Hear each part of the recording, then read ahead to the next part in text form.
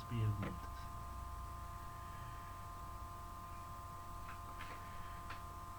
As perguntas vão aparecer. Ok, pessoal? Estão me vendo? Estão me ouvindo aí? Tá tudo tranquilo? Você vai aguardar, pessoal.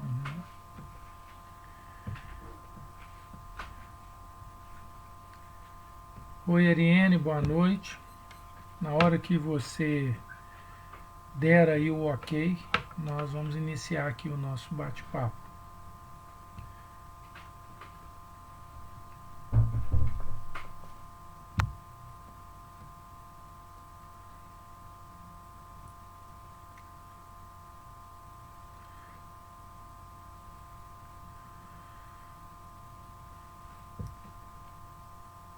Podemos começar? Podemos começar o nosso bate-papo. Estou à disposição de vocês aí, com o maior prazer.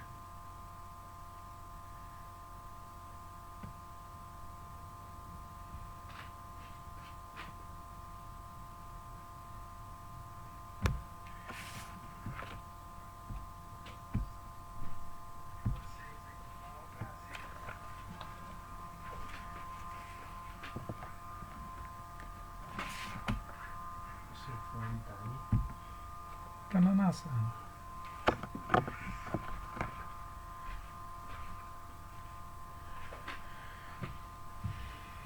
Ariane, podemos começar? Faz um tinino aí que nós daremos início aqui ao nosso bate-papo.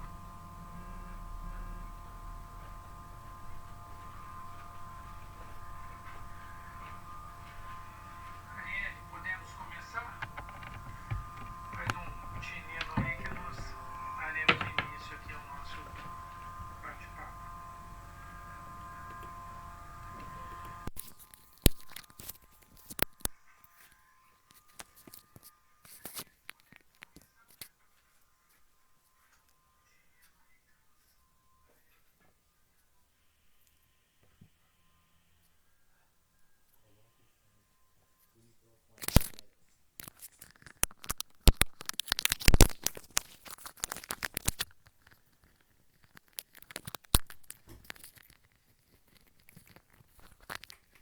Deixa eu acabar de preparar aqui o fone aqui de ouvido. Eu vou usar o fone que eu acho que é melhor.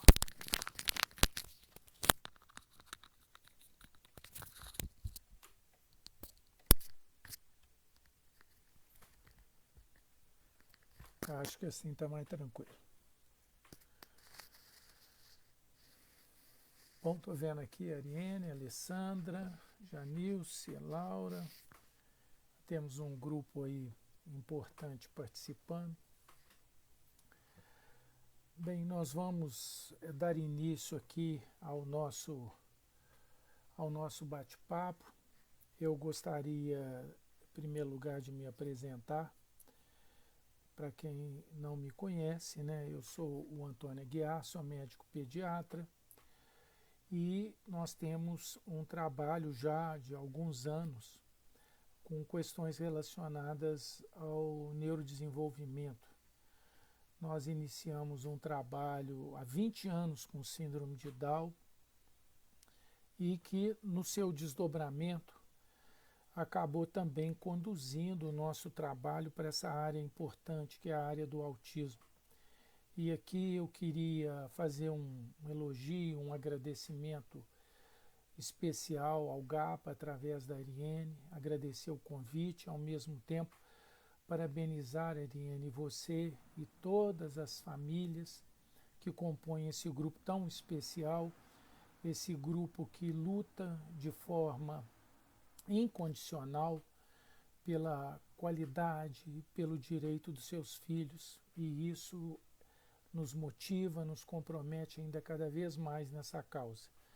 Eu também gostaria de dirigir aqui os nossos cumprimentos ao nosso grupo de trabalho no Departamento da Criança, ao Sérgio, a Sirlene, a doutora Silvia Toscano, que nos ajudam muito, todos os outros voluntários que nós temos lá.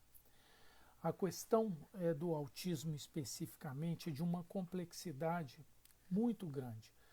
O autismo não é uma alteração no desenvolvimento humano que é para poucas pessoas. O autismo, ele é para vários profissionais. É uma questão que tem que ser dividida com vários profissionais e, inclusive, com as famílias, que são importantíssimas dentro desse processo. Aliás, é o pilar mais importante dentro desse contexto. Aquelas pessoas, né, que apresentam alterações no campo da sociabilidade, da comunicação, que apresentam seus maneirismos, as suas restrições, essas pessoas precisam que nós tenhamos, acima de tudo, um critério profissional e um critério de abordagem e de cuidados que seja revestido, em primeiro lugar, de muita calma, de muita tranquilidade, para que a gente possa atingir os nossos objetivos. Eu sempre digo que no autismo a pressa ela acaba levando o profissional a se equivocar nas suas condutas e às vezes até nessas condições comprometer às vezes o processo de tratamento dessas crianças. Nós entendemos, seguimos orientações de grupos nacionais de boa qualidade, como da USP em São Paulo, e alguns grupos também de fora do Brasil, que a gente deve sistematizar todo o processo de atendimento, cujo objetivo principal, além da gente oferecer toda a condição de desenvolvimento destas crianças, nós também criarmos um processo de psicoeducação que é importante para a família. Nesse ponto, nosso foco principal são as famílias, para que elas aprendam a desenvolver também as suas habilidades e ajudar a gente a construir dias melhores para as nossas crianças. Como eu disse aqui anteriormente, o autismo ainda ele é envolto ainda em uma série, às vezes, de conceitos que são equivocados, e nós aqui chamamos a atenção que, a nível do respeito e da transparência que a gente sempre deve ter com o paciente, nós devemos apresentar sempre condições bem baseadas dentro de contextos científicos, contextos bem ou randomizados, bem experimentados experimentalmente, e que nos dê a segurança de passar para essas famílias aquilo que elas precisam. Eu vou tentar mostrar para vocês aqui uma organização de um modelo de atendimento onde nós trabalhamos, né, que são os pontos básicos de abordagem, como que nós recebemos uma criança, um paciente com autismo, e quais são as condições básicas. Nós vamos pontuar cada um desses aspectos e iremos centrar um pouco mais a nossa fala na questão da criança. Eu sempre digo que o primeiro contato, o primeiro conhecimento com esses pacientes deve exigir de todos nós, em primeiro lugar, uma conversa técnica de muito cuidado, de muita inspeção e de bastante busca. É o que nós chamamos na medicina de anamnese. E quais são os dados que são importantes quando essa criança ela chega até a gente? São os fatos relacionados, por exemplo, ao processo de gestação desta criança. Como essa gestação está se dando? Quais são as condições de saúde desse pai, dessa mãe?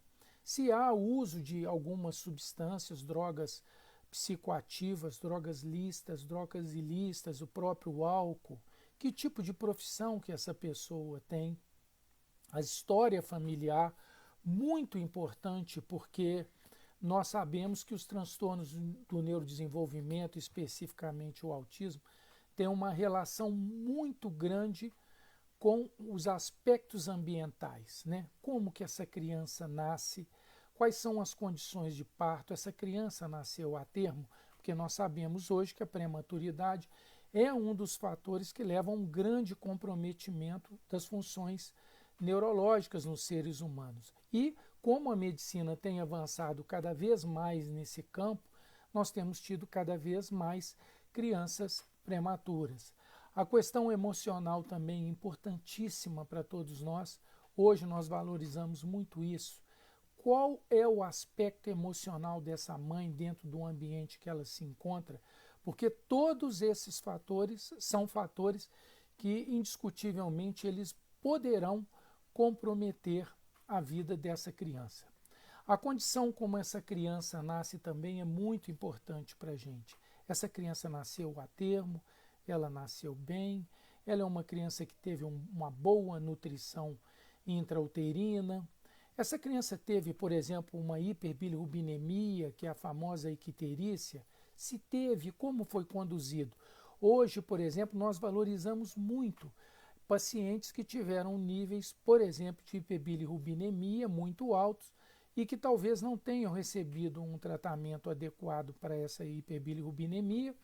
E com isso daí nós sabemos hoje que a bilirrubina ela tem uma toxicidade para o sistema nervoso central e ela pode produzir algumas lesões neuronais. Aspectos também relacionados à saúde mental da família, principalmente a pessoas que são mais próximas, né? Você pegar o pai, a mãe, os tios, avós, pessoas bem próximas de ambos os lados, porque nós entendemos hoje que as questões relacionadas à saúde mental, esquizofrenia, depressão, têm a condução de aspectos genéticos que têm essa transmissibilidade, tem caráter de herdabilidade e de hereditariedade, que podem se manifestar em gerações futuras, por exemplo, como o autismo. Algumas medicações, como eu citei anteriormente, também são muito importantes. Eu cito aqui, por exemplo, o uso de alguns anticonvulsivantes, estabilizadores de humor, por exemplo, como o ácido valproico, que nós sabemos hoje que é uma medicação que pode interferir no processo de formação do sistema nervoso central dessas crianças. Uma vez eu fazendo uma anamnese, conduzindo essa história, buscar também conhecer a parte do neurodesenvolvimento dessa criança. Dependendo da idade que ela chega ao consultório, eu tenho que observar, e você não precisa de grandes tabelas, não precisa de coisas muito sofisticadas, aqueles conceitos básicos, né? Se a criança, com que idade que sustentou o pescoço, se sorriu já no primeiro mês, o sorriso social, se essa criança sentou no período certo, se ela engatinhou, se ela ficou de pé, quando andou, se balbuciou, são informações importantíssimas para que a gente, dentro desse quebra-cabeça, nós comecemos a montar todas as possibilidades de diagnóstico desta criança. Uma coisa muito importante também são aqueles testes neonatais. A gente sempre deve checar, né, se o teste do pezinho foi feito, principalmente, e a questão das emissões das ondas otoacústicas, que nós, infelizmente, temos presenciado crianças hoje que têm saído de maternidade. Às vezes eu não sei qual o motivo. O exame não é feito lá, esse exame é remarcado para ser feito posteriormente, ou às vezes a família não consegue ir, ou é feito remarcações, e aí a gente acaba perdendo um tempo muito importante para a avaliação auditiva, porque todos nós sabemos que um fator muito importante no desenvolvimento da fala e também nas questões da comunicação estão relacionados à fala, e nós não podemos ter dúvida nenhuma que a questão sensorial auditiva dessas crianças esteja previamente protegida e em pleno funcionamento. Bem, finda a anamnese, nós devemos passar para a avaliação dos profissionais. Nós devemos, essas crianças normalmente que chegam até nós, já chegam já com algum tipo de diagnóstico ou de alguma dúvida e já com algumas intervenções. Então nós devemos procurar destes profissionais a avaliação de todos eles, né? Nós precisamos saber dos terapeutas, dos psicólogos, dos fonoaudiólogos, de educadores físicos, pessoas que às vezes estão trabalhando as questões relacionadas a práticas esportivas, né, os professores em todos os níveis, pessoas próximas, como eles enxergam essas crianças, como eles observam essas crianças e como eles podem nos trazer informações que nós poderemos correlacionar com aquelas informações que nos são passadas principalmente pelos pais. Eu gosto muito daquela pessoa, às vezes do vizinho ou de um amigo, uma pessoa que está sempre muito próxima dessa família, que auxilia às vezes no cuidado dessas crianças, para que a gente ouça essas pessoas, porque elas às vezes nos revelam detalhes importantes, às vezes que são omitidos naqueles primeiros contatos. Hoje, nós estamos colocando as crianças numa idade cada vez mais precoce dentro do ambiente escolar, né? Ou sejam, as creches ou as crianças dentro do ensino fundamental.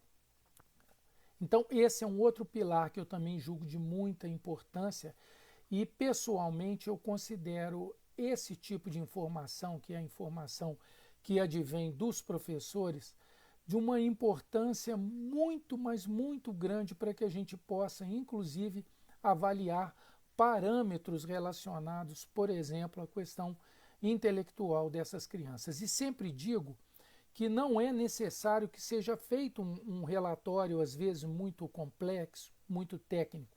Nós gostamos, às vezes, que essas crianças elas sejam descritas de uma forma bem natural, da maneira como elas se colocam dentro do ambiente escolar, porque aí nós teremos condições de avaliar com maior precisão quais são as grandes demandas que ela tem dentro daquele ambiente de socialização. Essas informações da escola, como eu disse aqui também, nos ajudam muito já em questões relacionadas à psicometria, à avaliação da questão intelectual destas crianças. O outro ponto de avaliação que nós trabalhamos também são as escalas, mas eu queria fazer aqui um adendo aqui, que escala não faz diagnóstico de ninguém.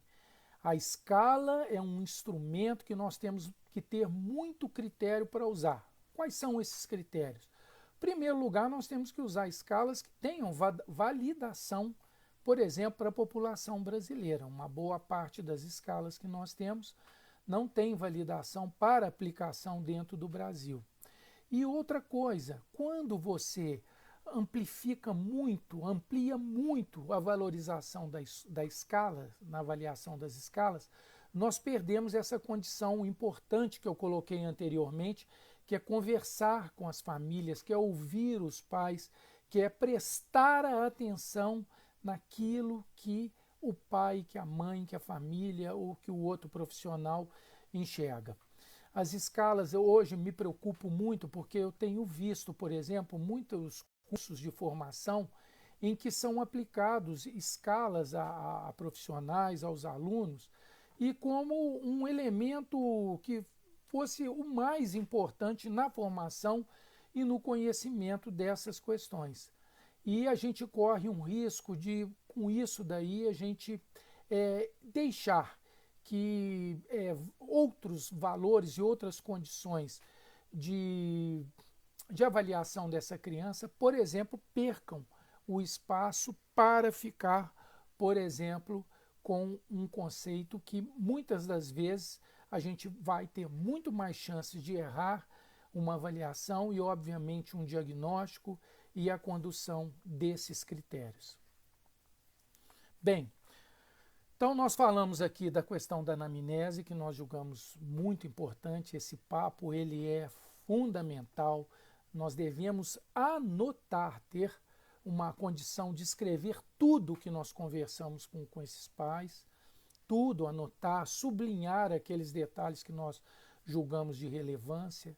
Devemos conversar com os profissionais, porque eu disse aqui que o autismo, a complexidade do autismo, ele exige uma gama de profissionais enorme. Ela não é uma alteração que é para um grupo de profissionais tratar. E nós precisamos ter uma harmonia, uma condição de nos falarmos, de nos entendermos, dividirmos as nossas certezas, dividirmos as nossas dúvidas em prol da criança.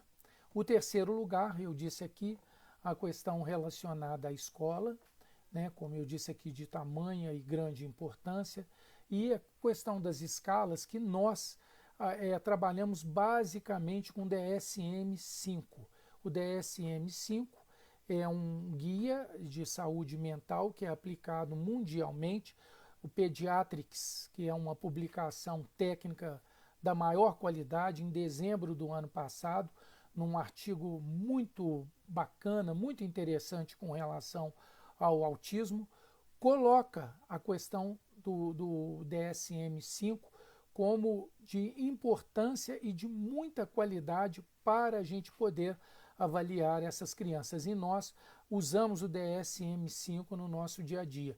Não usamos muitas escalas. A outra escala que eu costumo usar, que é uma escala de fácil aplicação e de fácil interpretação, é o SNAP, é o SNAPE, né? Não importa aí a maneira como se possa referir, mais voltada para o déficit de atenção e para a hiperatividade, principalmente para o déficit de atenção, porque nós sabemos que os autistas eles podem apresentar muitas comorbidades, e eu vou citar um pouco mais à frente.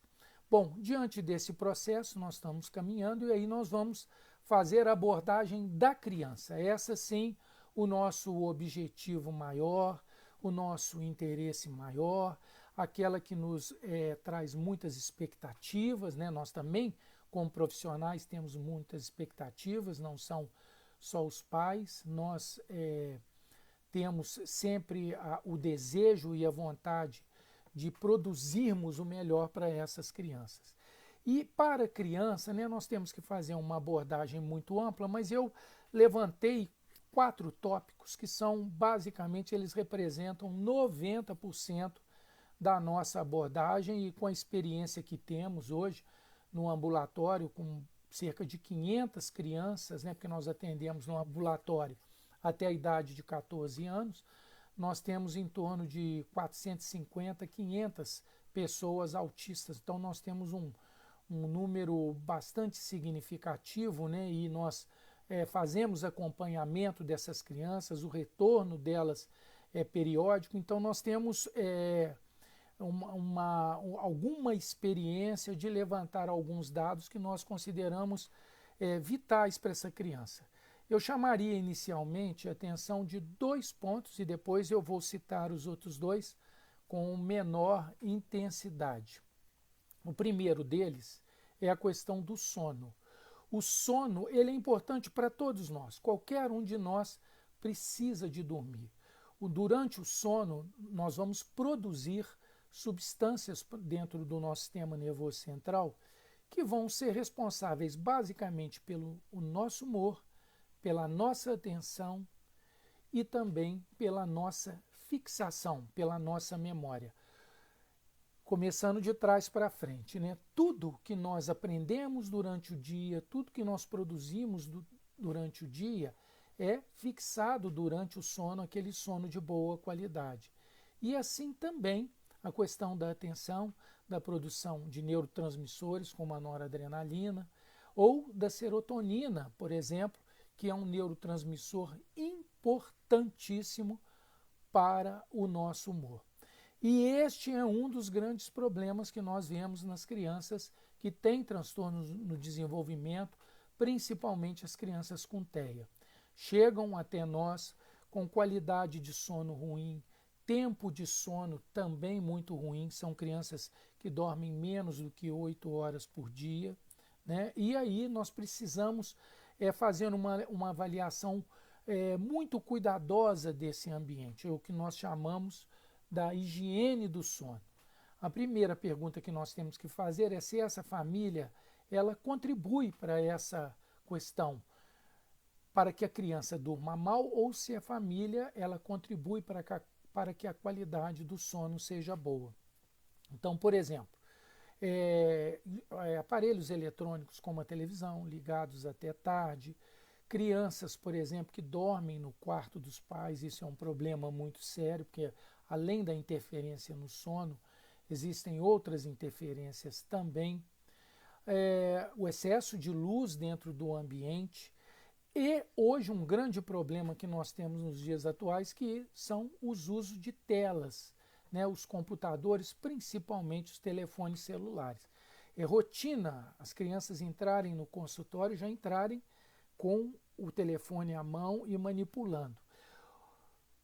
As nossas telas, né, e aí eu falo especificamente do celular, pela proximidade com que a criança e todos nós manipulamos esse objeto eletrônico, ele emite um feixe de luz chamado blue light, ou luz azul, que é um feixe de luz que ela, ao entrar na nossa retina, ela interfere em terminações nervosas chamadas gânglios retinianos, que são estruturas que quando nós, ao final do dia, vamos perdendo a luz natural, a luz do dia entrando durante a noite, eles emitem um sinal para uma glândula que nós temos no centro do cérebro, a pineal, e essa glândula produz um precursor do sono, um indutor, que é conhecido na maioria das pessoas, que é a melatonina. Então, esse processo de tela, depois de 17, 18 horas, é um complicador. Vai fazer com que essa criança, que já tem as suas alterações neurofuncionais, tenha dificuldade na sua indução do sono, na qualidade do sono, e com isso daí nós vamos ter no dia seguinte crianças com prejuízo muito grande, crianças que às vezes levantam mal-humoradas, já com um alto grau de irritabilidade, na escola e dentro do ambiente familiar desenvolvem poucos processos de atenção, além de terem dificuldades tanto nos processos pedagógicos quanto nos processos de aprendizado dentro das terapias que são aplicados. Esses são quadros que nós, às vezes, até que eu medico mais são crianças dentro dessa condição.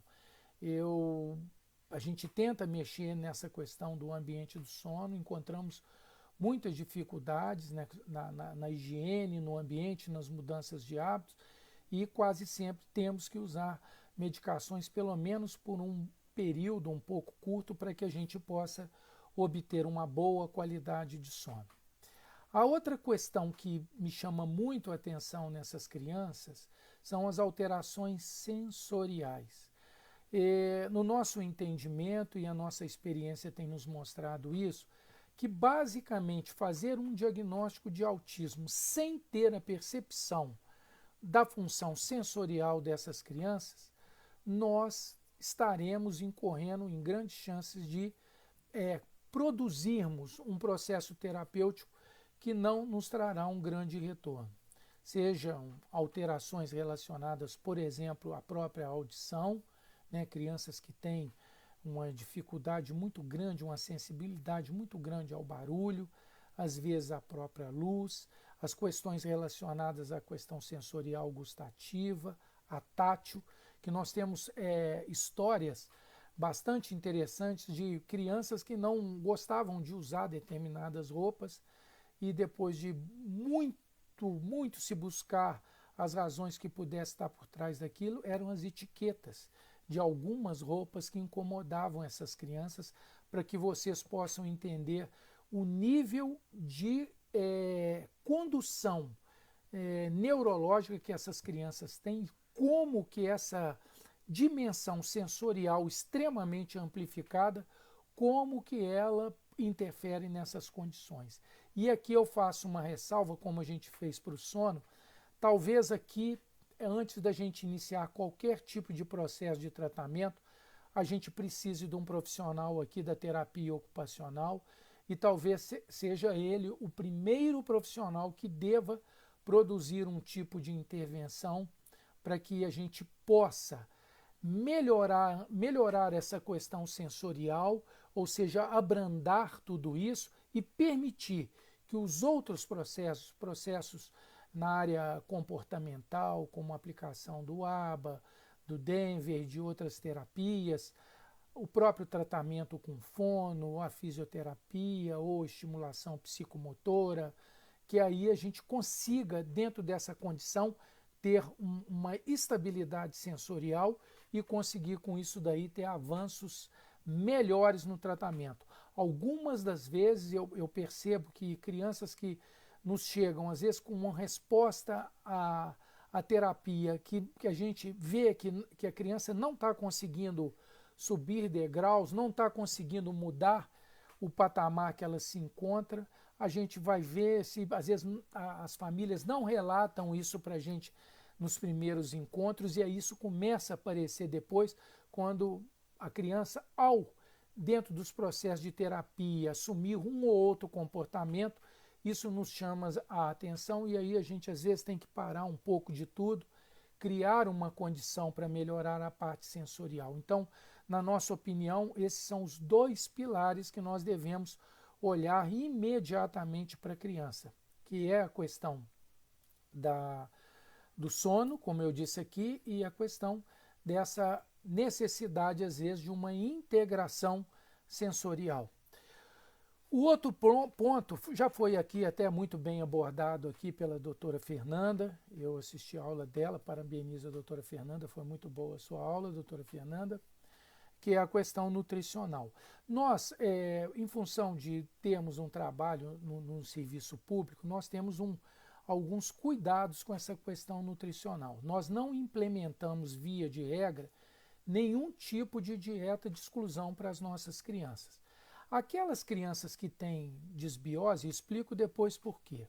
Aquelas que têm desbiose, nós vamos proceder a um screening básico, ou seja, exames de investigação básico, para que a gente possa tentar identificar uma intolerância ou uma alergia alimentar. E a partir daí, nós vamos, nestas condições, aí sim, implementar tratamentos substitutivos, mudanças de grupos de alimento.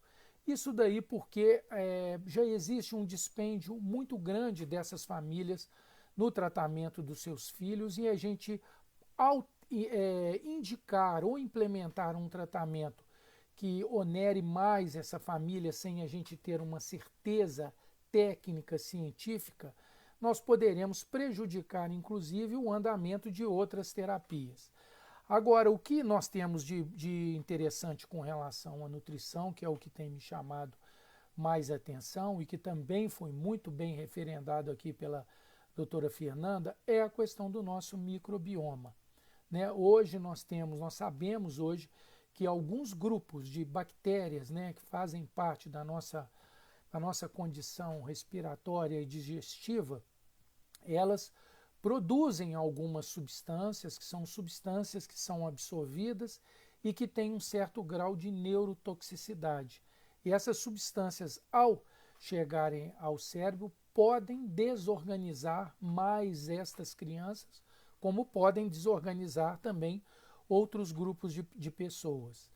Existem hoje já empresas no Brasil, isso não é acessível à maioria da população, que tem acesso, por exemplo, a um estudo, a um mapeamento desta flora microbiana.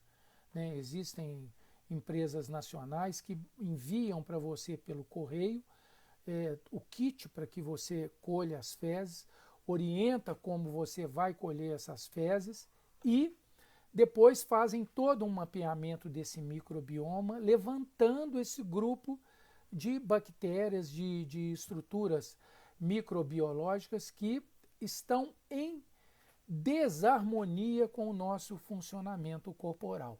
Então, isso é um assunto que vem crescendo muito, eu tenho me interessado muito por ele, e infelizmente não ao alcance ainda de toda a população, e a questão da terapêutica também, nós estamos ainda num processo ainda bastante inicial, sem que a gente tenha ainda uma consolidação de trabalhos científicos bastante volumosos e de qualidades que referendem essa ou aquela prática de reposição desses lactobacilos.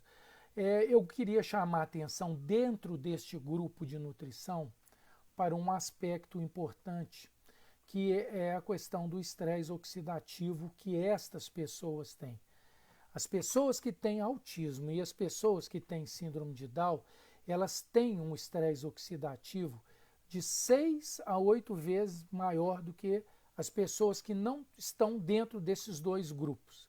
O estresse oxidativo, né, eu sempre uso uma linguagem mais simples, é um lixo biológico, um lixo bioquímico que o nosso organismo produz para as funções vitais, essas funções que nos mantêm vivos.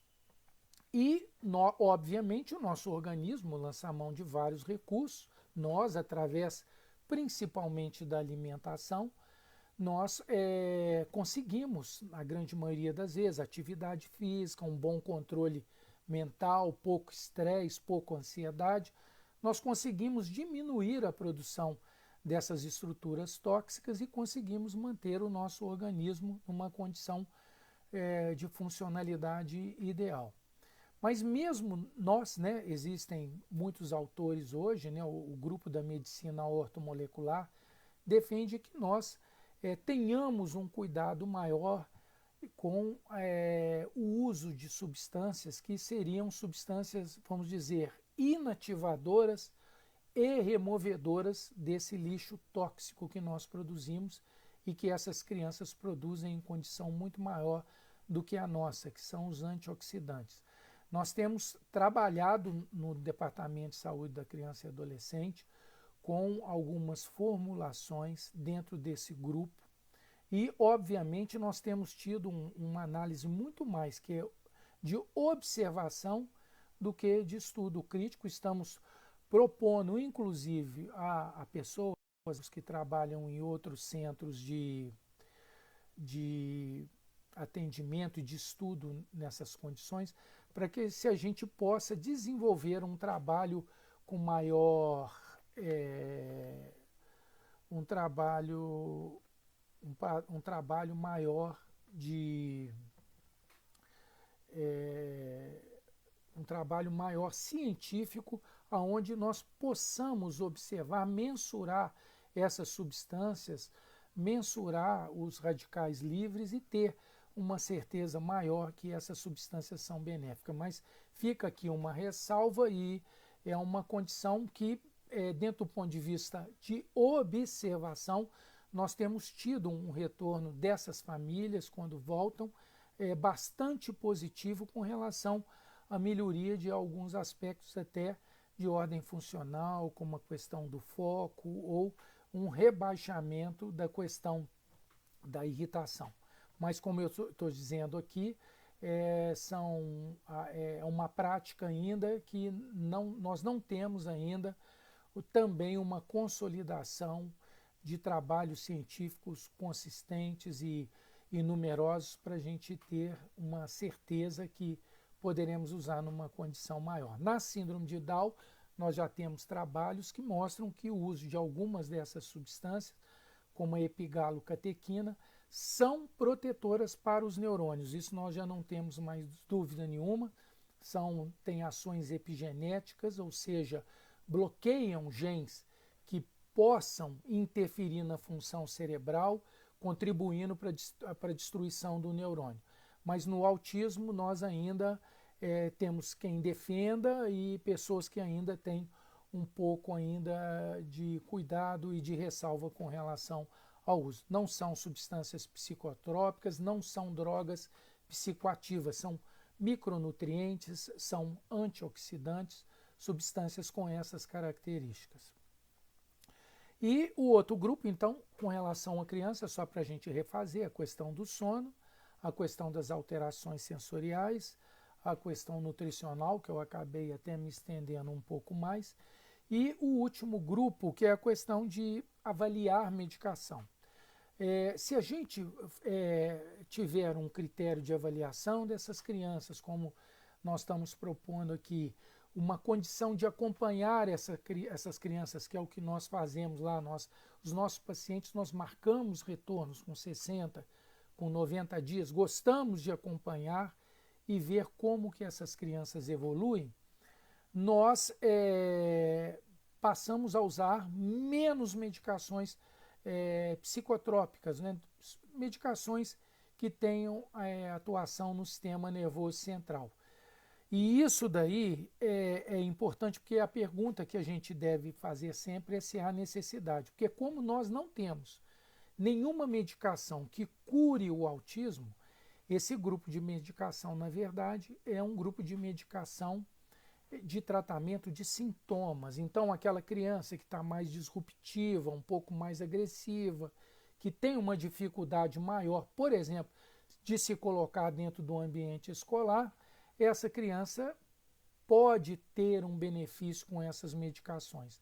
Quando o critério é usado, a medicação acaba na balança entre o risco e o benefício, nós acabamos sempre tendo mais benefícios do que risco para estas crianças. E aqui tem uma máxima também, eu sou pediatra, e como pediatra nós temos uma visão assim, muito cuidado, porque a grande maioria das medicações que são usadas em pediatria, até pouco tempo atrás, eram off-label. O que é isso off-label?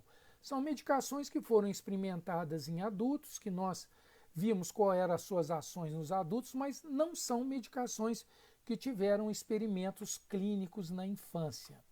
Então, nós, boa parte, principalmente as medicações do sistema nervoso central, nós temos um grupo restritos de medicações que são liberados para uso. Né? O Practice Parameter, que é um guia de uso de medicação da Academia Americana de Psiquiatria da Infância e da Adolescência, é bastante rigoroso e bastante criterioso no uso dessas medicações. E tem uma máxima, né, que eu gosto sempre de reproduzir, que é o Start Low, Go Slow. Start Slow, Go Slow. Ou seja, inicie devagar e continue devagar. Ou seja, ao introduzir essas medicações, a gente deve sempre introduzir medicações com doses o mais baixo possível. Nós precisamos sentir qual a condição, como aquele organismo reage àquela medicação e, a partir daí, decidir pela manutenção ou pela transformação em doses maiores, caso seja necessário.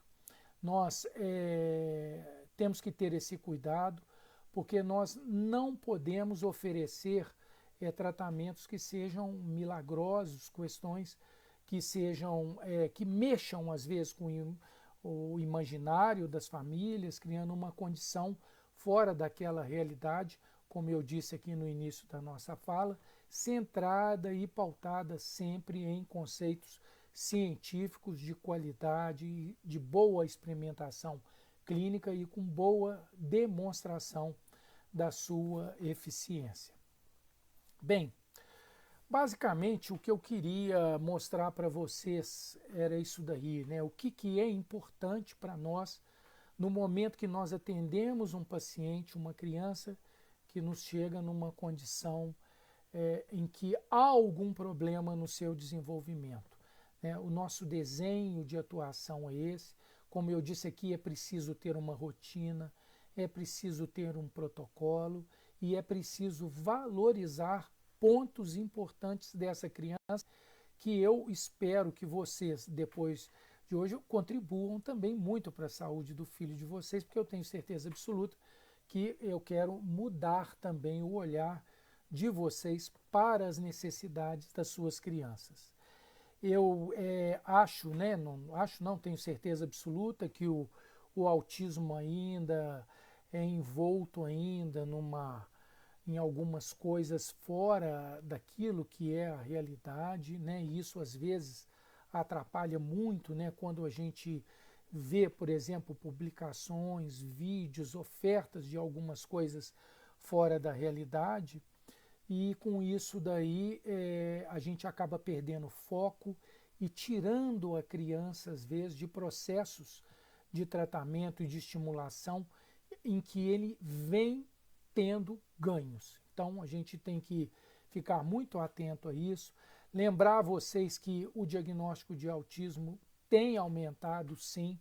Nós temos aumentado, são vários os fatores, como eu disse lá, nós temos fatores de ordem ambiental, fatores genéticos, 30% das pessoas que têm TEA têm alguma alteração genética, normalmente são síndromes monogênicas que, infelizmente também, para a grande maioria da população, os exames de acesso, como o ARRAE, como o Exoma, não ainda são acessíveis, mas através deles nós podemos, por exemplo, diferenciar uma criança, por exemplo, que tem a síndrome de Prader-Willi, que são crianças que apresentam o TEA, essas alterações que os autistas têm, mas tem como característica o ganho de peso pela polifagia, comem compulsivamente.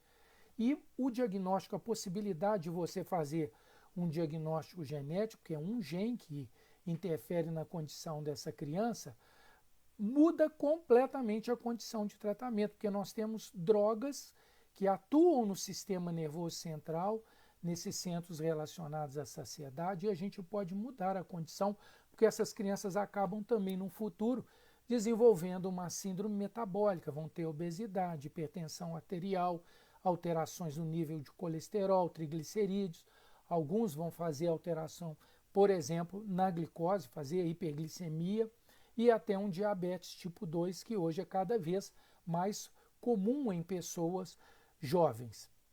Então, o diagnóstico é importante. Como eu disse aqui, existem mais pessoas habilitadas. E o outro pilar responsável por esse diagnóstico são vocês, para quem nós estamos falando agora, os pais, as famílias que se organizaram, que foram atrás do conhecimento, que chamaram a atenção dos profissionais de saúde para as dificuldades dos filhos, e ao longo dos anos nós fomos mudando isso. Só para vocês terem uma ideia, entre 1950 até o ano de 2000, ou seja, 20 anos atrás, ou seja, 1950, poucos anos depois do Kanner ter descrito na Inglaterra o aspecto do autismo que até hoje é usado até para definição científica, os diagnósticos eram feitos só naquelas pessoas que tinham um alto nível, um alto grau de comprometimento, que tinham necessidades de cuidados substanciais muito grandes. Olha só que coisa interessante. Hoje não, hoje nós estamos atendendo crianças cada vez com idades mais precoces, cada vez atendendo crianças com intervenções mais precoces, importantíssimo isso em função da neuroplasticidade. Os 3 primeiros anos de vida nosso, dos seres humanos, o nosso cérebro, ele conversa de uma maneira fantástica entre si. Um neurônio chega a fazer 15.000 ligações sinápticas, possibilitando vias alternativas, vias às vezes de maior eficiência e de funcionalidade, e nós não podemos perder esse tempo, não podemos perder esse time para fazer as intervenções e remodelar a função cerebral dessas crianças e fazer com que elas melhorem e que elas tenham uma condição funcional melhor mais à frente. E isso vale também para a gente, porque a neuroplasticidade ela tem essa velocidade intensa nos primeiros anos de vida, mas ela acompanha nós seres humanos até o final dos nossos dias, e nós devemos também cuidar da nossa condição, procurando fazer coisas boas, ter uma boa condição emocional, pensar e fazer coisas boas, ocupar o nosso tempo, ou seja, ter as nossas terapias também como prática de melhoria das nossas condições, né? Lembrando aqui outra coisa também como consideração final, não falei muito nisso, só citei, que os autistas eles podem apresentar comorbidades. O que são comorbidades? São outras situações e muitas das vezes que nos confundem, porque às vezes você acha, por exemplo, que a criança está tendo um distúrbio de irritação simples, que é comum, por exemplo, nos autismos, de irritabilidade, mas na verdade aquela criança ela tem, por exemplo, um transtorno opositor desafiador. Nós temos paciente dentro dessas condições. Levamos alguns meses para poder separar esse joio desse trigo e chegar à conclusão é essa a conclusão. Então, por isso é que eu digo que é preciso ter calma, é preciso ter paciência, é preciso ter rotina, é preciso ter critérios para a gente acompanhar essas crianças. Os distúrbios de ordem convulsivo ou as epilepsias, né, têm uma frequência de 20 a 30%. Então a gente tem que estar muito atento, às vezes, à informação, às vezes é uma ausência, um pequeno mal, às vezes não é uma crise generalizada e a gente pode aí precisar da avaliação de um neurologista infantil, para dar uma condição um pouco melhor para isso. Lembrar que essas crianças também precisam de check-ups, né? Principalmente as crianças que têm problema de ordem nutricional, aquelas que têm infecções de repetição e aquelas crianças que apresentam uso de medicações psicotrópicas, né, que tenham ação tanto dentro do sistema endócrino como dentro do sistema digestivo.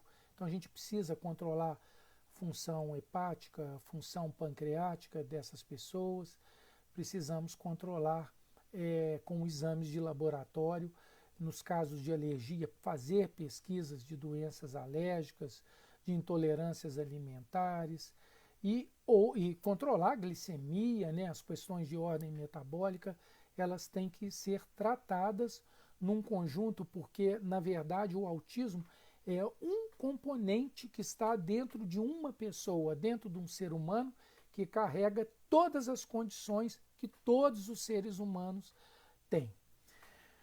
Bem, para finalizar agora de verdade, eu queria dizer que o desafio no autismo é o dinamismo do autismo.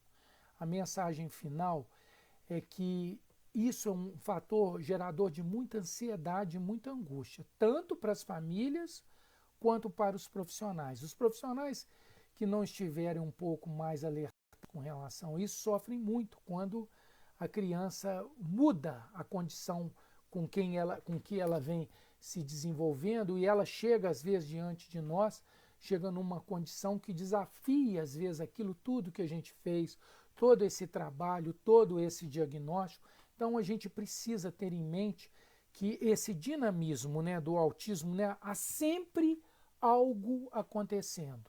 Esse algo que está sempre acontecendo, às vezes, é um algo que está levando para a melhora e, às vezes, é algo que nós precisamos tentar melhorar, é algo que não está indo muito bem. Lembrar sempre da individualidade. Eu repito sempre, eu nunca atendi 2 pacientes autistas que fossem iguais. É impressionante isso.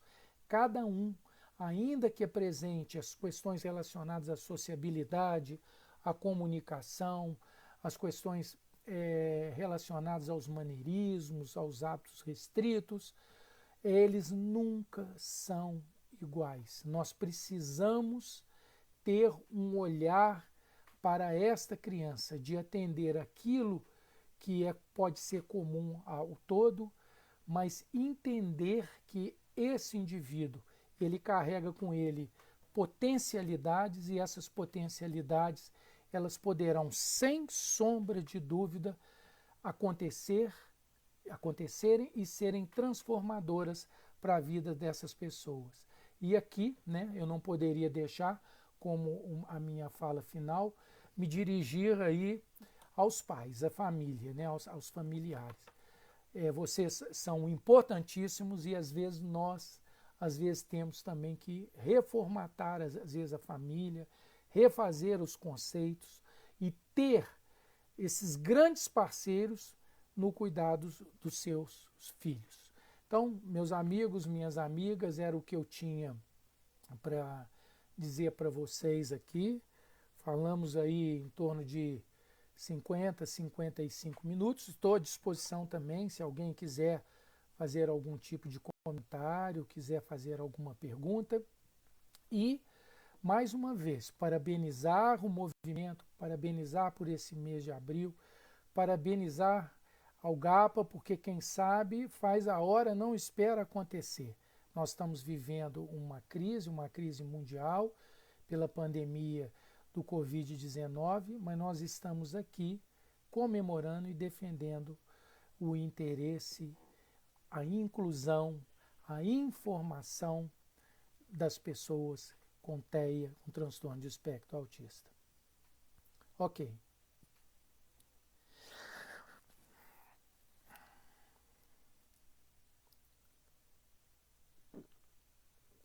Alguma pergunta? Alguém quer fazer alguma pergunta? Estou com fone aqui. Tem pergunta aí? Aonde?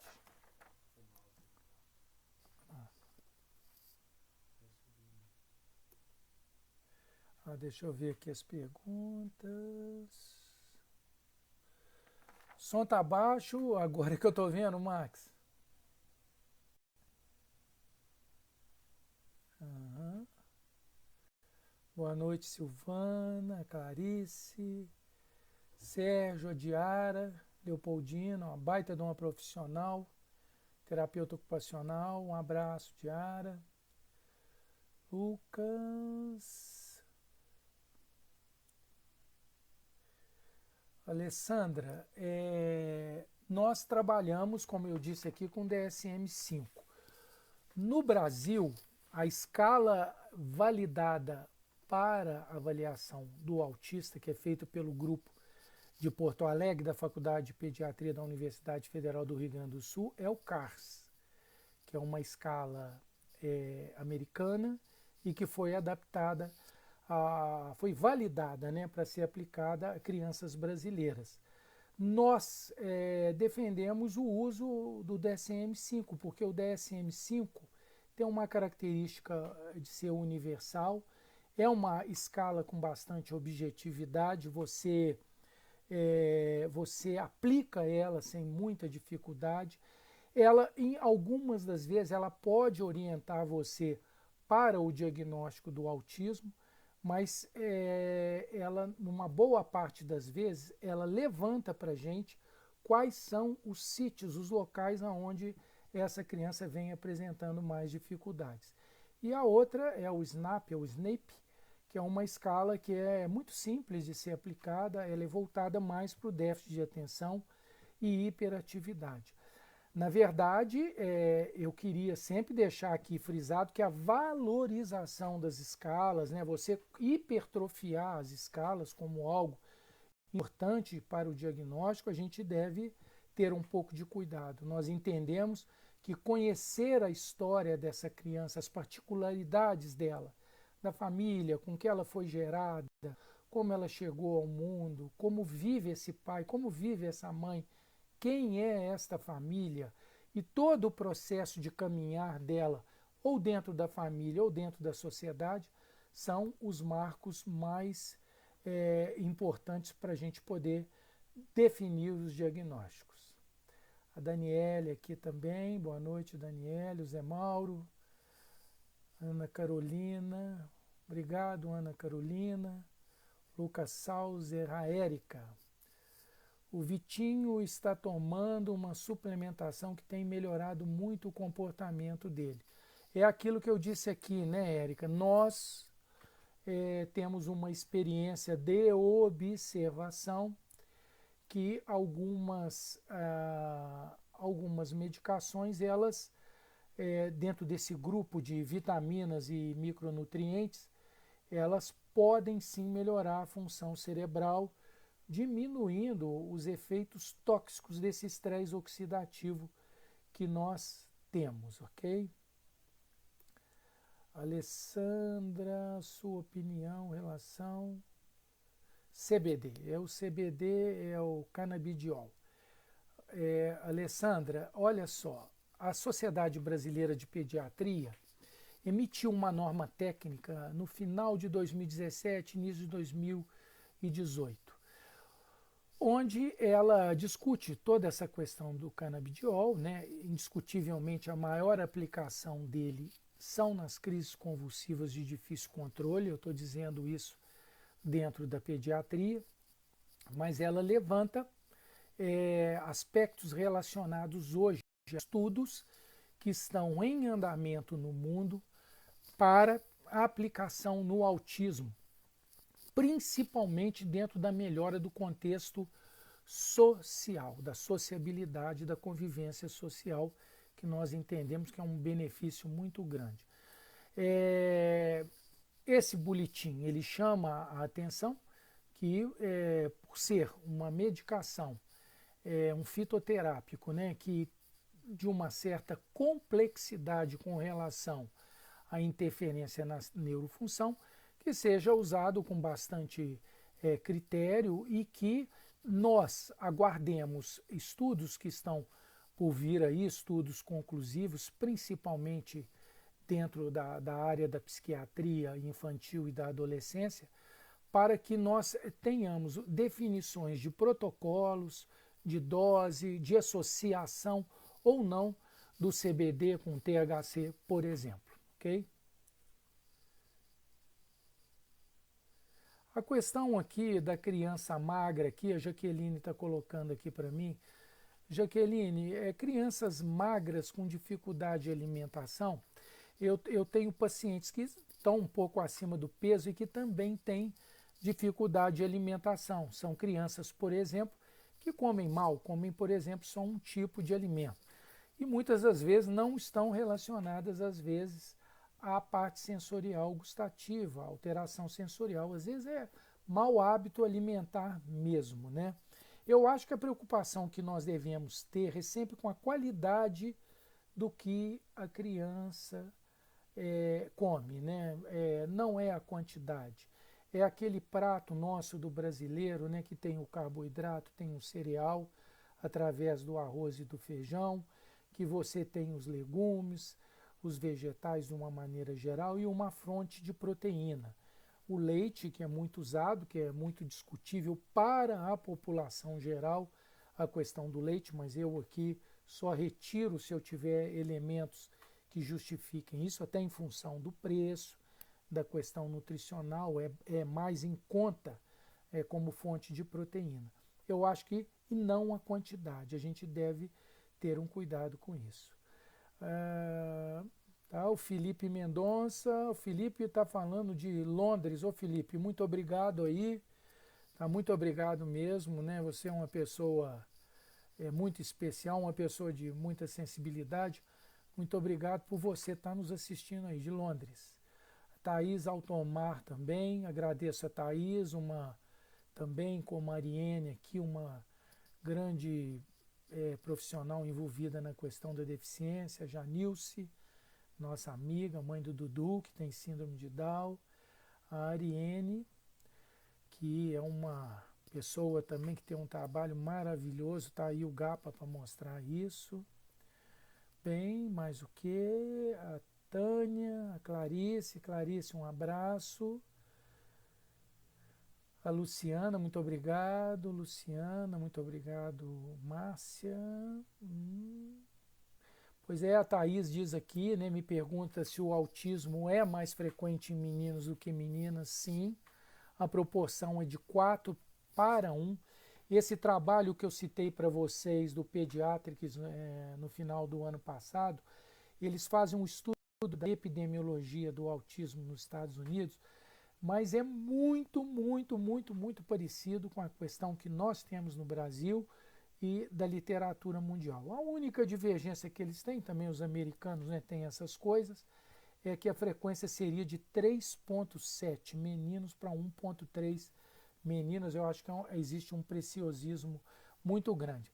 E como a Thaís está chamando a atenção aqui, toda vez que eu tenho uma menina que me chega às mãos com um diagnóstico de autismo, eu devo colocar as minhas barbas de molho em função disso.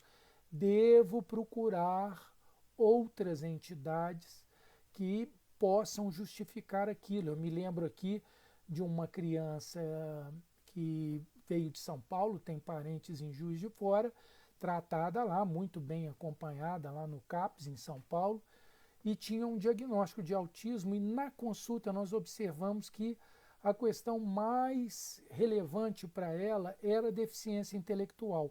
Como a família era de São Paulo, e nós temos um link, porque fizemos cursos com o pessoal da USP, da psiquiatria da USP, curso em autismo, nós encaminhamos essa criança para lá, para a doutora Cláudia Stump, que é a médica responsável. E depois de alguns meses, eles fizeram uma avaliação multidisciplinar e o início da frase foi: fulana de tal, foi avaliado no serviço. Afirmamos que ela não tem TEA, não tinha TEA realmente. O que ela tinha de alteração básica, que era a fundamentação dela, era deficiência intelectual. Então eu estou usando esse caso, né, só para justificar como que a gente tem que ter cuidado. Lógico que nós temos crianças que são autistas sim, tá? A Érica, estou tentando aqui responder aqui.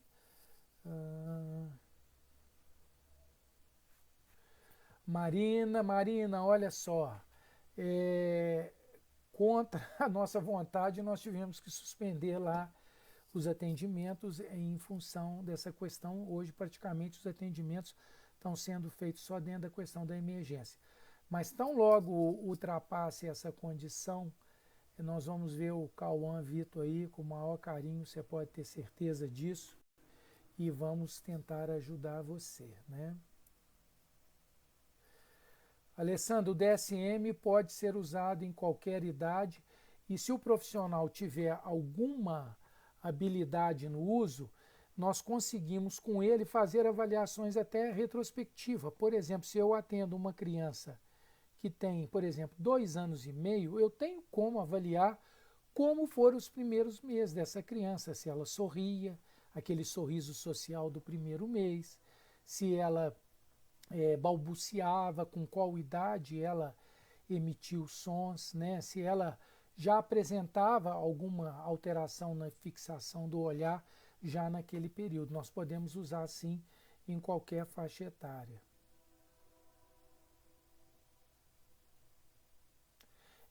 Se você está afirmando aquilo, né? É o paciente que nos diz o que ele é.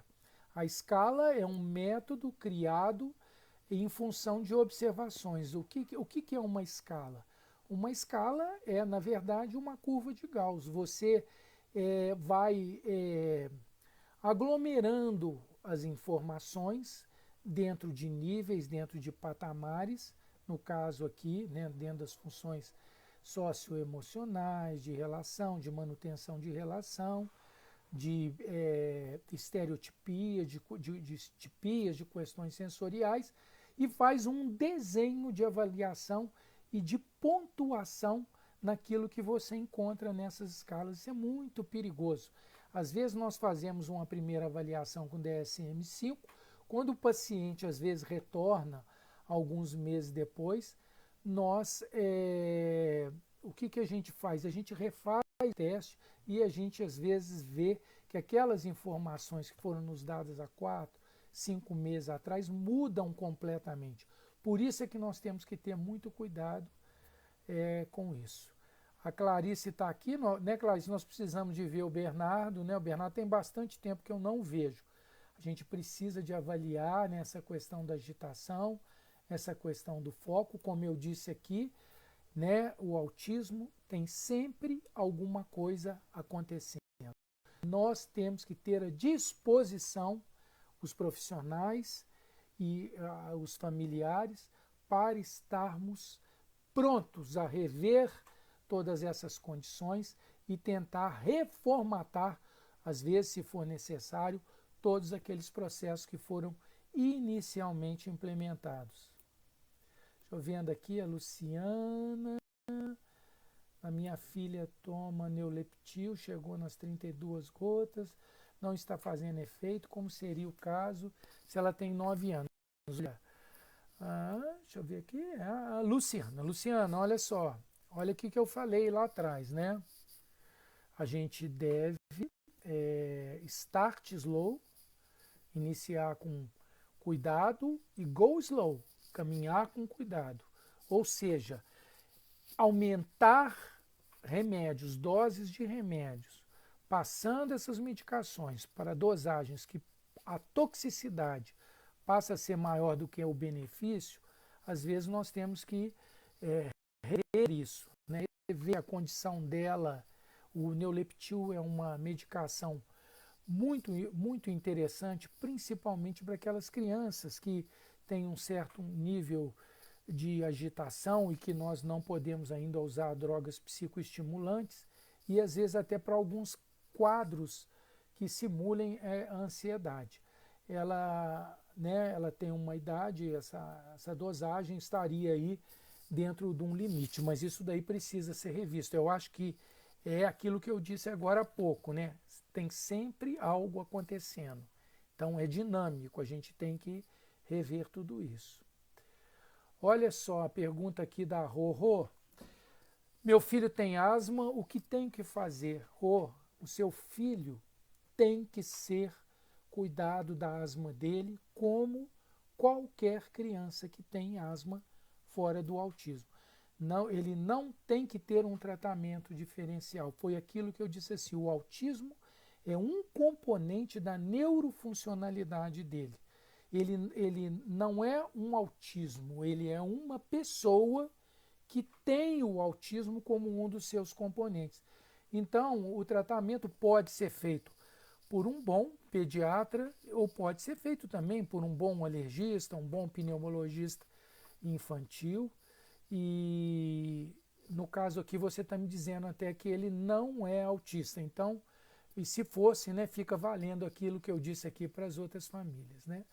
A Érica aqui me agradecendo, eu que agradeço, Érica, Cristina também, muito obrigado.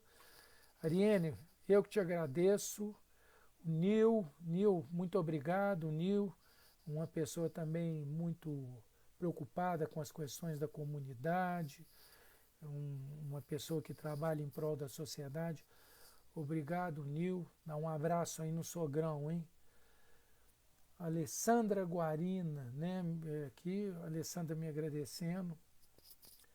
Que temos um divisor de água na vida do seu filho.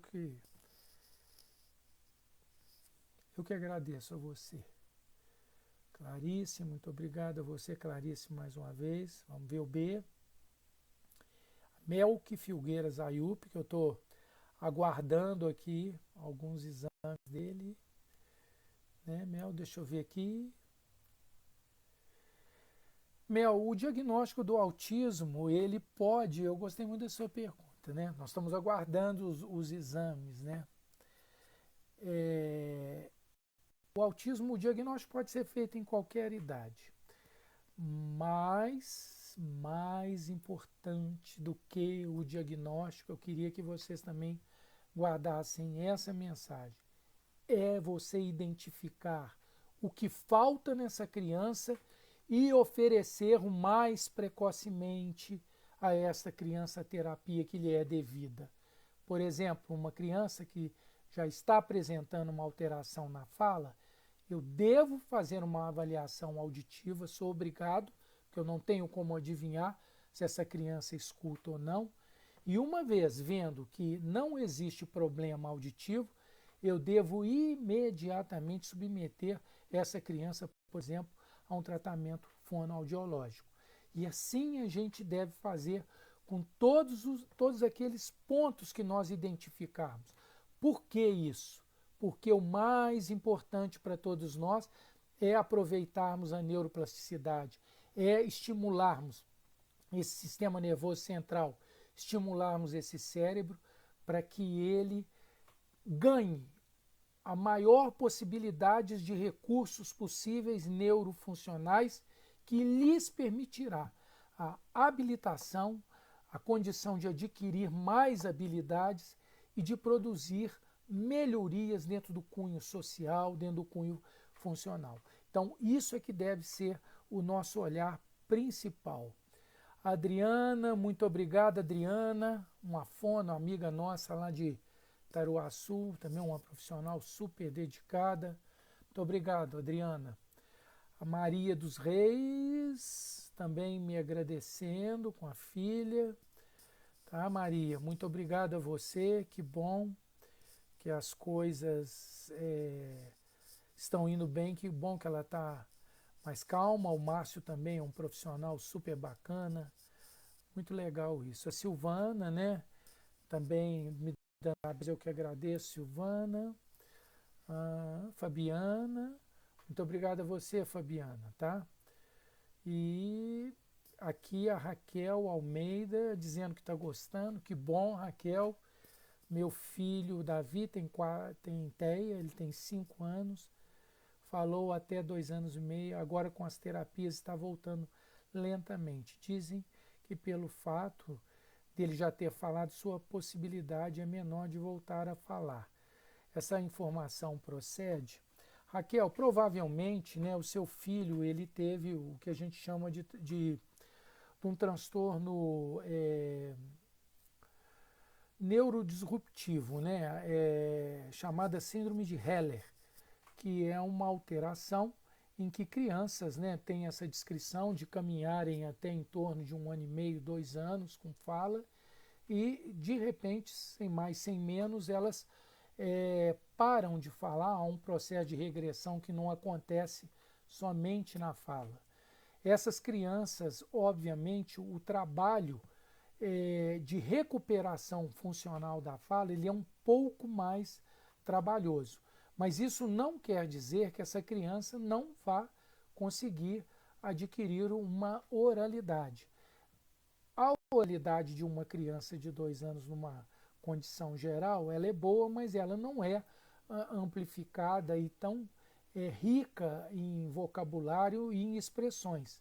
Então, esse é o ponto de partida de onde os profissionais vão tentar, dentro do processo de estimulação, fazer com que essas vias sejam ativadas, ok?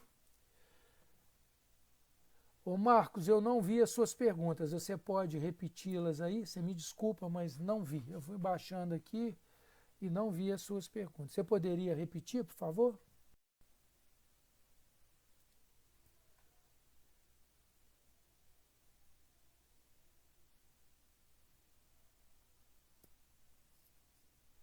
Bom, a Fabiana, né, ela está gostando de falar sobre o diagnóstico, ela ainda não tem o diagnóstico do Pietro ainda não foi fechado, né? E, e o menino vem se desenvolvendo surpreendentemente. Isso daí é que é importante, né? Você intervir primeiro, né? O Marcos, eu estou aguardando a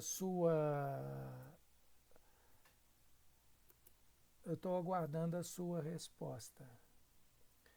O Reinaldo Salvador Santana. Reinaldo, também não vi sua pergunta.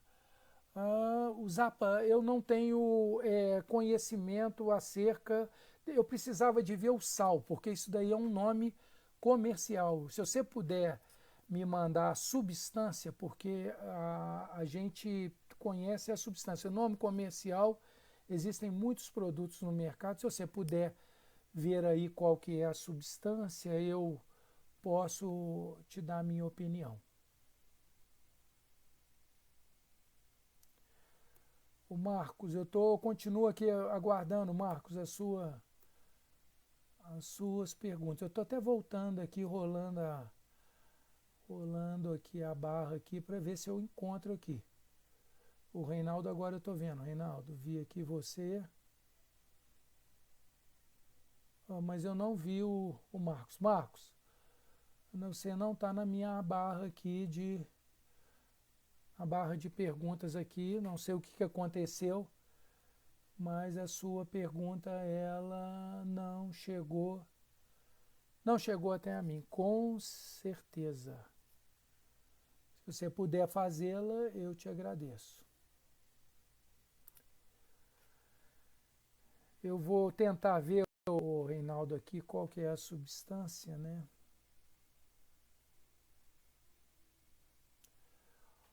Olha, a Alessandra Alves. Alessandra, a ecolalia, nós incluímos a ecolalia dentro do... Nós incluímos a ecolalia dentro daquele grupo das estereotipias, né?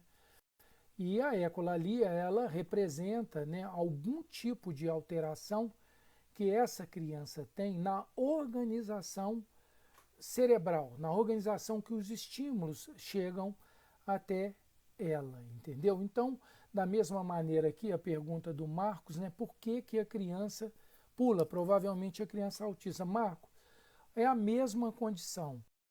A estereotipia, né, tanto a ecolalia como as outras estereotipias, nós interpretamos esse hábito dessas crianças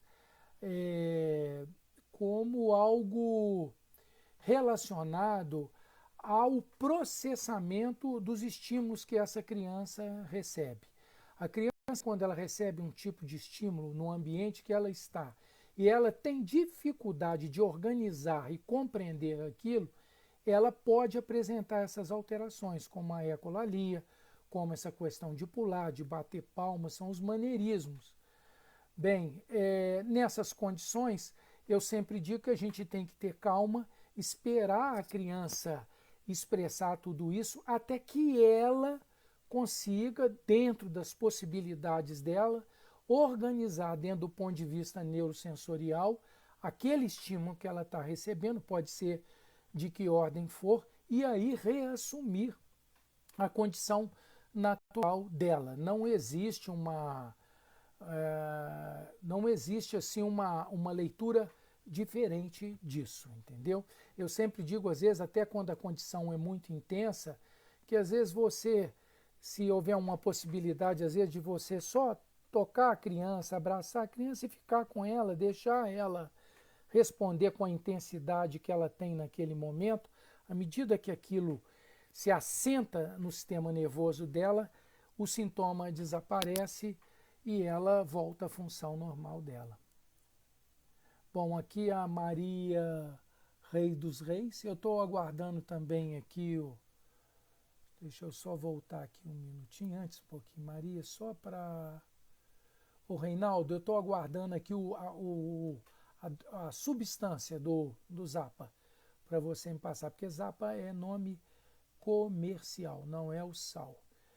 A Maria Reis dos Reis, doutor, minha filha tem seletividade alimentar, muito difícil, ela não come nada de frutas e legumes, só macarrão e arroz puro. O que o senhor recomenda? Maria, olha só, isso daí provavelmente está dentro daquele tema que eu falei ali, a questão do sono e a questão sensorial, da necessidade de integração sensorial.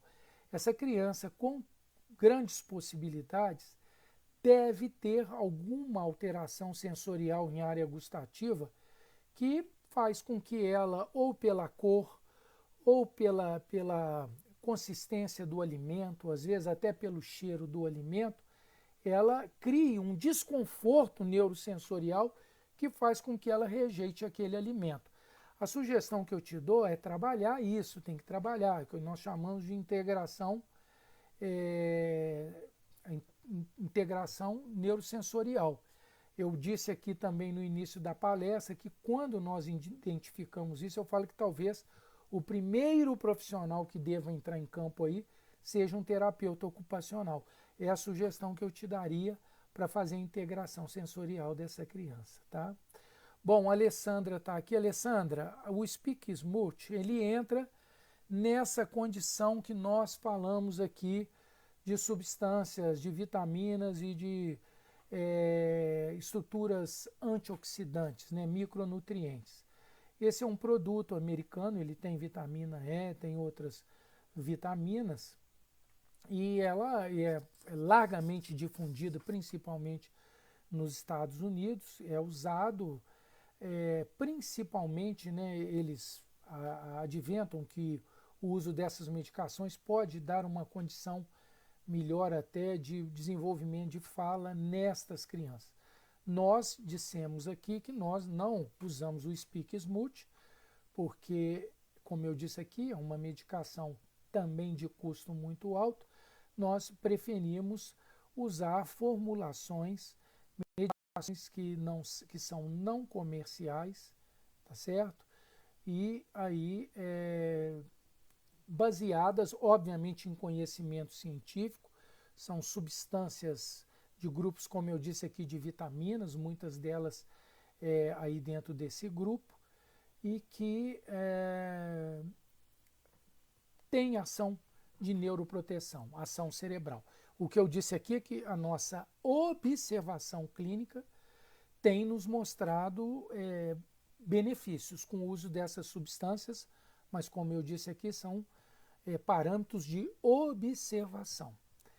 Aqui eu queria agradecer a Diara me passou aqui a droga, né, é a olanzapina. A olanzapina é um antipsicótico, ele é uma substância que ele é lá do grupo da risperidona. Então, é uma medicação que é usada hoje, está inclusive substituindo agora em prescrições mais recentes a própria risperidona, em função de alguns efeitos que a risperidona pode apresentar, como aumento da prolactina e também o desenvolvimento de algumas alterações de neurofunção com uso crônico. A olanzapina tem sido usado. Os informes técnicos, né, o que eles dizem, né, o que os informes técnicos dizem? Que nós devemos ter muito cuidado, Reinaldo, com o uso de drogas antipsicóticas para a questão do sono. Mas nós usamos, porque nós não temos, por exemplo, para a infância, até o próprio uso da melatonina, por exemplo, ela não tem, ela é off-label na infância. Nós não temos trabalhos científicos que nos dão segurança de uso dessas substâncias na infância. Eu acho que tudo aí, Reinaldo, é o critério. A criança tem alteração do sono. Você fez a sua higiene do sono, cuidou do ambiente, restringiu o uso de telas. E essa criança, ela mantém a dificuldade de sono, aí nós temos que lançar mão de medicações para esse fim. E esse grupo de medicações, né, como a risperidona, a olanzapina, são os grupos mais usados.